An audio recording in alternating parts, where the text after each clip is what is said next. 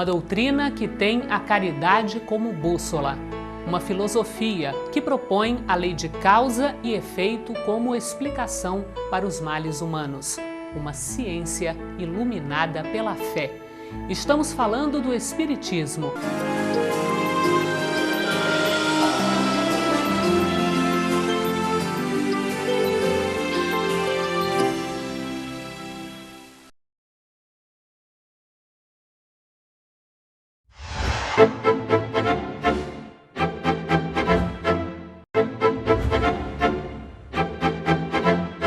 O Espiritismo afirma que a comunicação com os espíritos sempre existiu. E hoje, no Transição, vamos falar sobre a mediunidade na Bíblia. Vamos ver o que os estudiosos no assunto têm a nos dizer.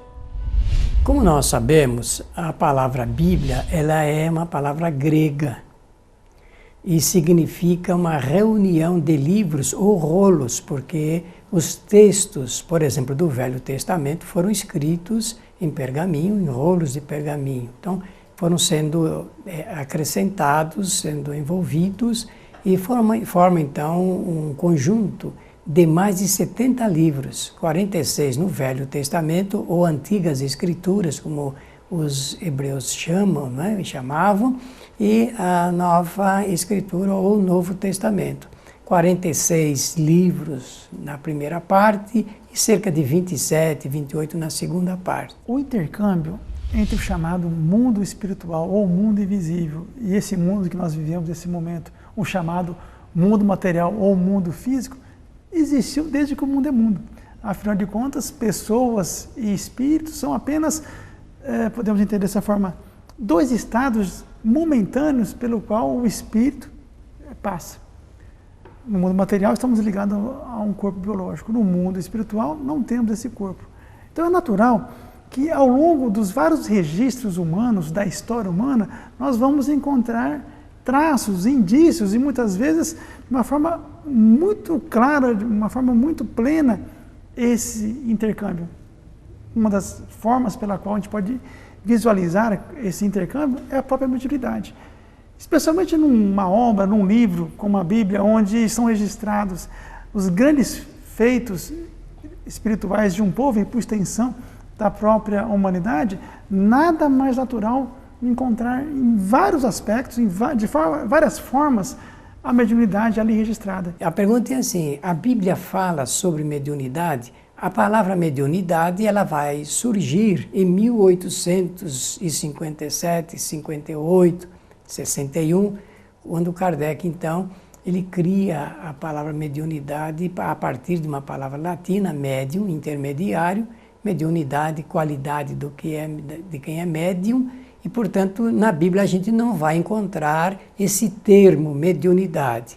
Evidentemente, na Bíblia se registra fenômenos mediúnicos, sim, com toda certeza, de relacionamento entre o homem e os espíritos, e fenômenos também produzidos somente pelo homem. Nós examinaremos a mediunidade, mas trazendo alguns exemplos mais práticos tirados da própria Bíblia.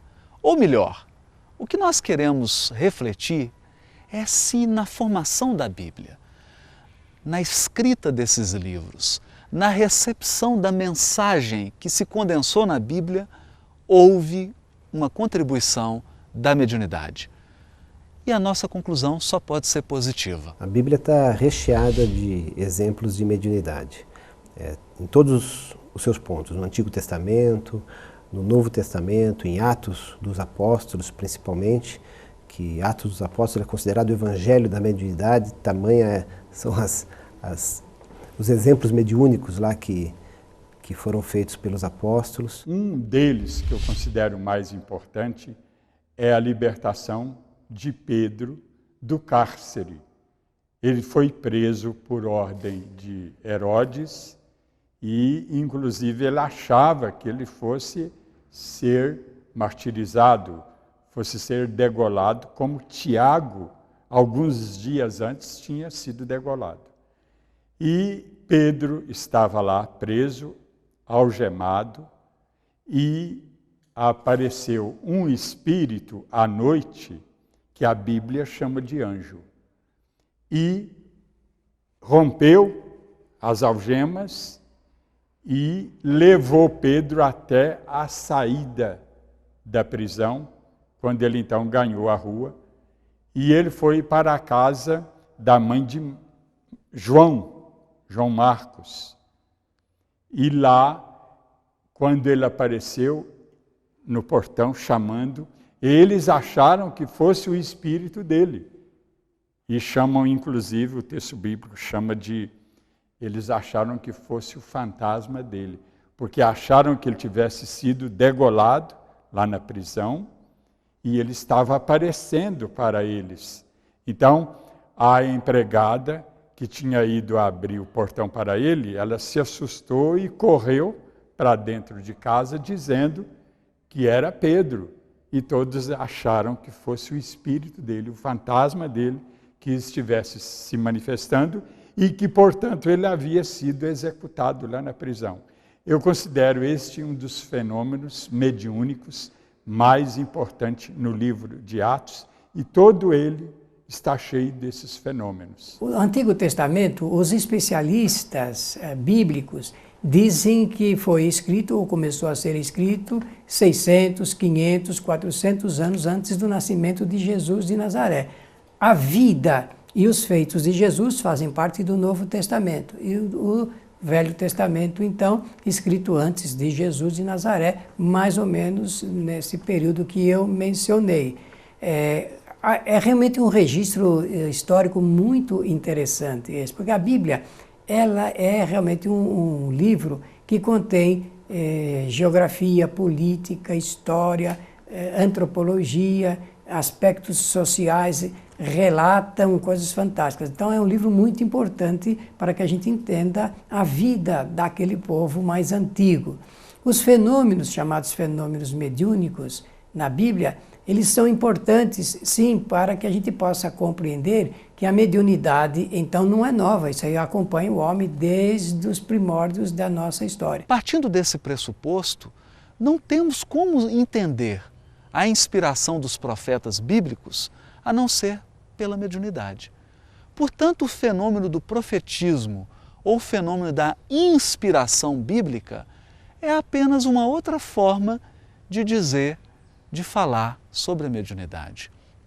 Todo contato com a espiritualidade, toda vez que o ser humano capta ideias, projetos, sonhos, reflexões, um catálogo de conduta moral, ele o faz de uma maneira sutil, ele percebe com o coração.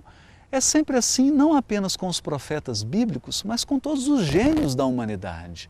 Todos os grandes músicos, escritores e artistas trouxeram as suas obras de uma inspiração ou de um estado alterado de consciência em que eles puderam captar as belezas da vida, o belo e o bom que está gravado na própria natureza.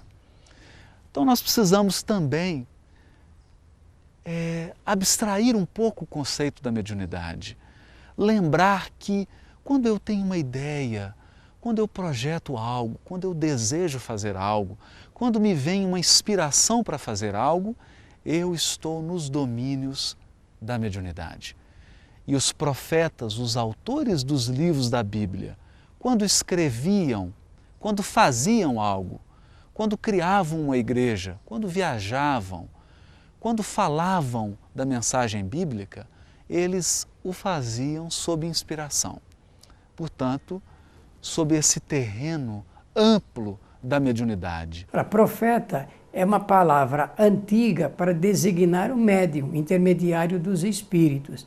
E é evidente que nós vamos encontrar em toda a história humana profetas, isto é, médiuns, com tarefas muito específicas de esclarecimento, de orientação, de conscientização do povo a respeito da realidade espiritual. Nós temos na primeira carta de João, capítulo 4, versículo 1.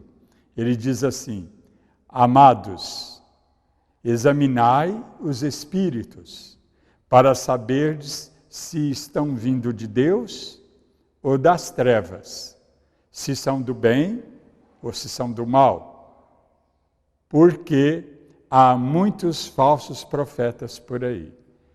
Isso demonstra para nós, João, ele está demonstrando para nós, que as profecias são feitas por espíritos, mas nós temos que examinar os espíritos para sabermos que tipo de espírito é, se é um espírito bom, se é um espírito atrasado, porque as profecias, de fato, são feitas por espíritos, usando os médiuns, que a Bíblia chama de profetas, para se manifestarem. A pergunta é, qual é a principal tarefa dos profetas? Então, eu entendo que é justamente demonstrar a imortalidade, a comunicabilidade dos espíritos, chamando para a nossa realidade. A realidade espiritual, ela é constituída de informações sobre imortalidade, evolução,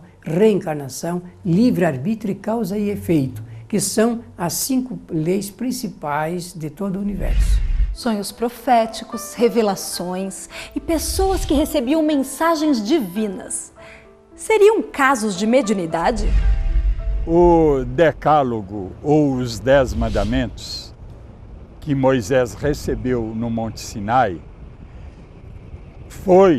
foram apresentados a Moisés lá na sarça ardente por um espírito. Algumas partes do Velho Testamento falam que foi Deus, o próprio Deus, o Javé, na visão dos hebreus, que entregou as tábuas da lei para Moisés. Mas Paulo, no livro de Atos, capítulo 7, versículo 30, fala que foi um anjo, quer dizer, um espírito, que entregou para Moisés o Decálogo, que contém, vamos dizer, as leis naturais, que são divinas. Moisés, ao receber as tábuas da lei, recebeu por um processo comumente imaginado como um processo miraculoso, um processo em que Deus escreveu nas tábuas. Mas isso é, na verdade, também uma manifestação espiritual, é também uma das modalidades de contato do mundo espiritual com o mundo físico. É verdade, uma modalidade bem objetiva, bem prática, mas há outras mais sutis. Por exemplo, quando Abraão deixa a sua terra e resolve formar um povo, dando início ao povo hebreu, dando início à saga que está registrada na Bíblia. Essa mensagem ele teve por intuição, ele teve por sonho, por inspiração. E a inspiração, os sonhos, as intuições também integram essa grande faculdade que é a mediunidade. Dizem que Moisés proibiu a comunicação com os mortos. Ele realmente disse isso, tá?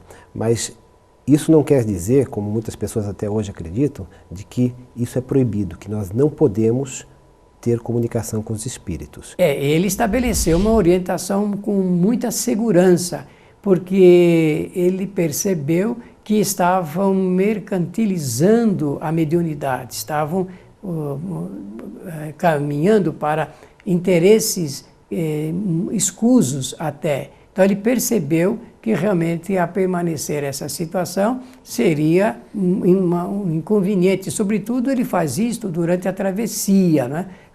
Durante todo o tempo em que os judeus saem do Egito para rumarem para a nova casa.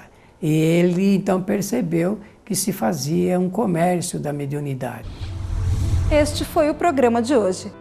Até o nosso próximo encontro.